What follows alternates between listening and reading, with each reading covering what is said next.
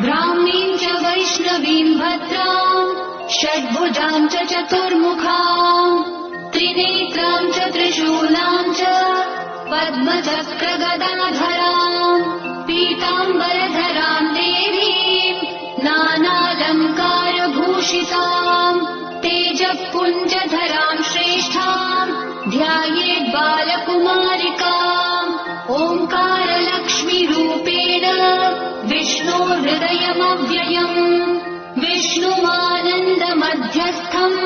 ह्रीङ्कारबीजरूपिणी ॐ क्लीं अमृतानन्दभद्रे सत्य आनन्ददायिनी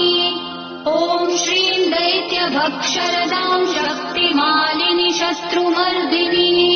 तेजःप्रकाशिनी देवी वरदा शुभकारिणी।